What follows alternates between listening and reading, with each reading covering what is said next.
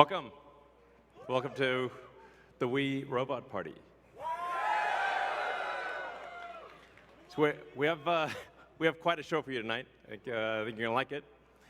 As you can see, I just arrived in the Robotaxi, the Cybercab, and there's 20 more where that came from.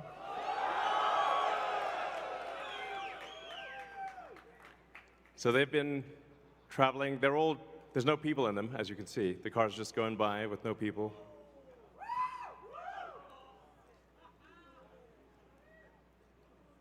And we have 50 fully autonomous cars here tonight. So you'll see Model Ys and the Cybercab, all driverless. You'll be able to take a ride in the Cybercab. There's no steering wheel or pedals. So I hope this goes well. We'll find out.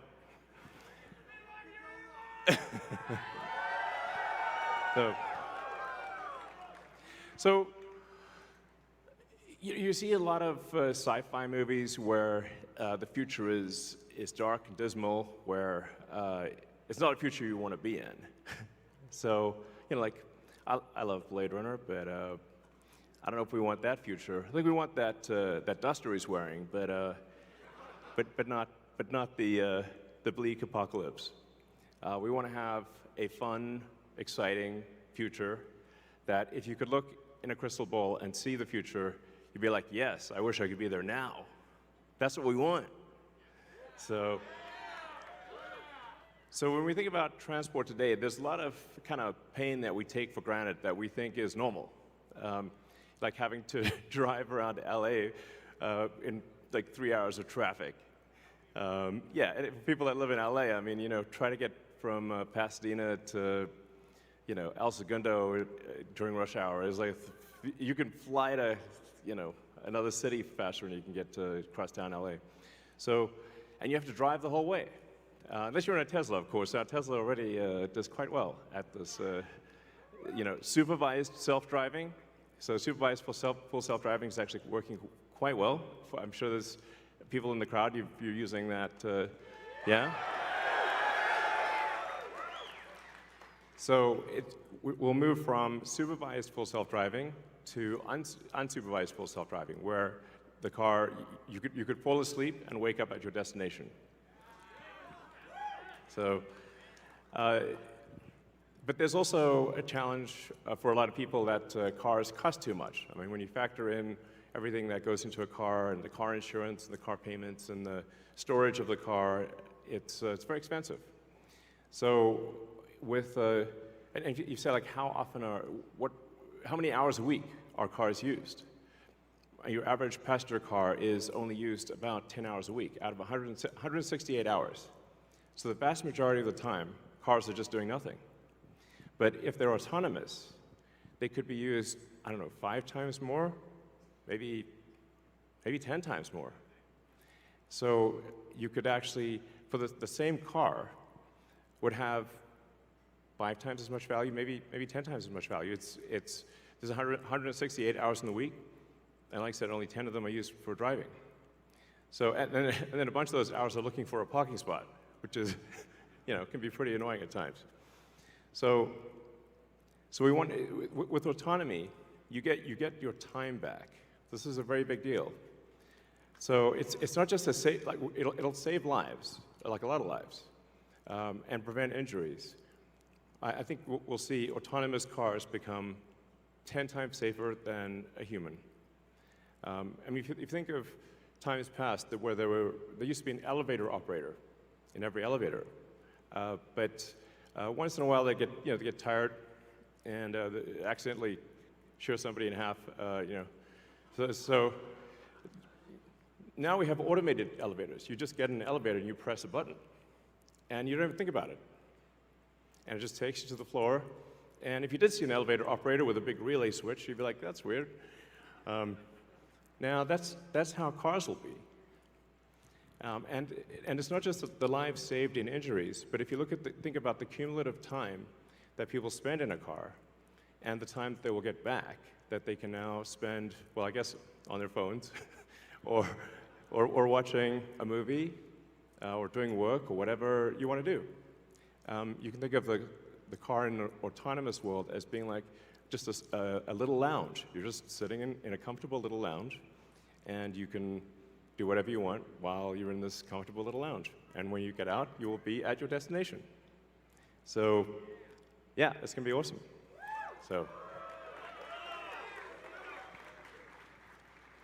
So in fact, I think the cost of autonomous transport will be so low that you can think of it like individualized mass transit. The average cost of a bus per mile for a city, not the ticket price because that is subsidized, but the average price is about $1 a mile. Whereas the cost of Cybercab, we think probably over time, from the operating cost is probably going to be around 20 cents a mile. And price, including taxes and everything else, probably ends up being 30 or 40 cents a mile. So yes, and you will be able to buy one.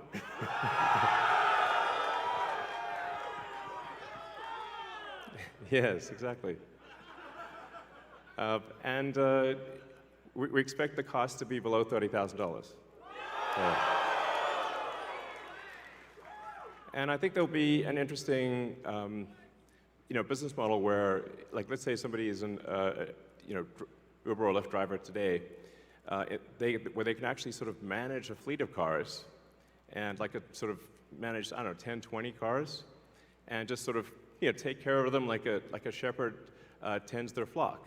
You have your flock of cars, and you're the shepherd, and you take care of your flock of cars. I think that'd be pretty cool. I think it's going to be a glorious future. It's going to be really something special. So, yes, good, all excellent questions.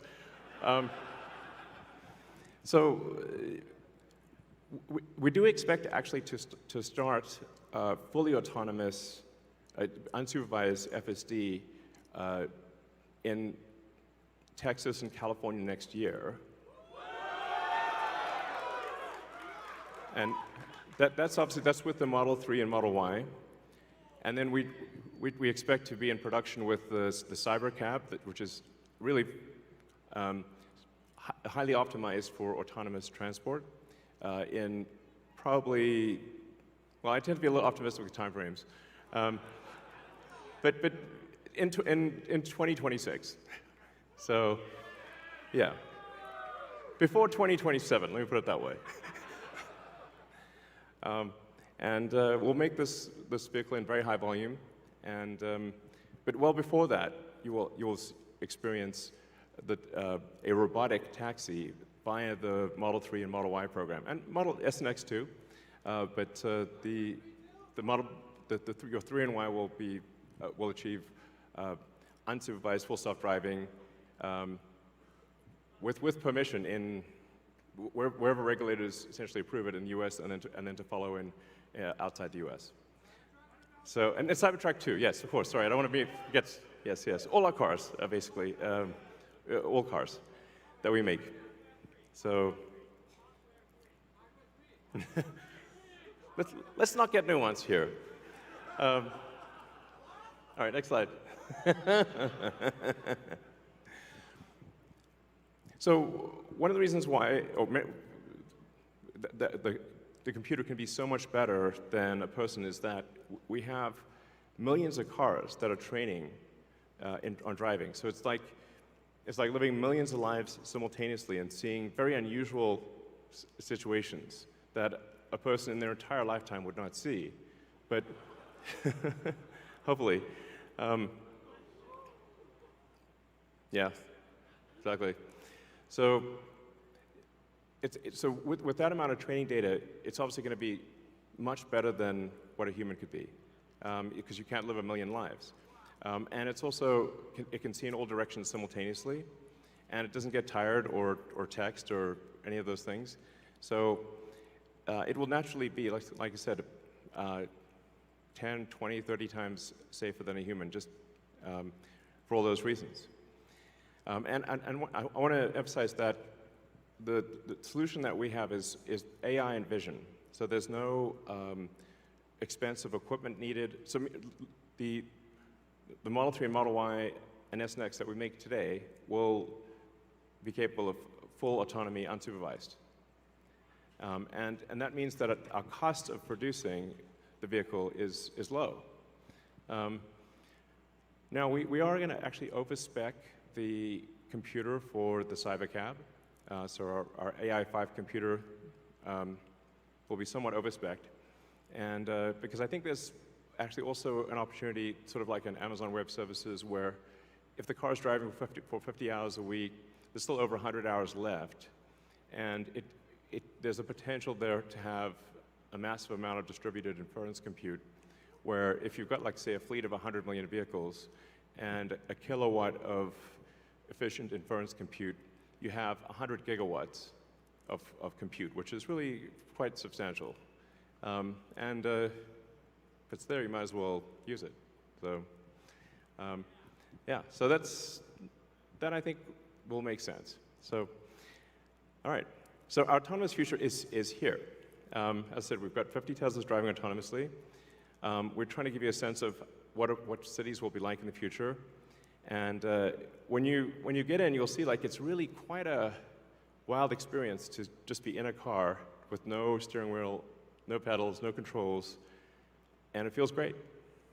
And we have enough vehicles here, so everyone should be able to try it out and experience the set that we've built here.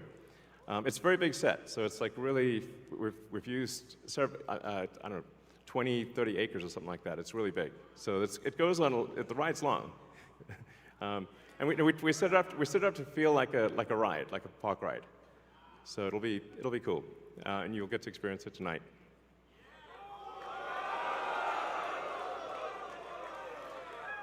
Something we're also doing is, and it's really high time we did this, is inductive charging. So the Robotaxi has no plug. It just goes over the inductive charger and charges. So yeah, it's kind of how it should be.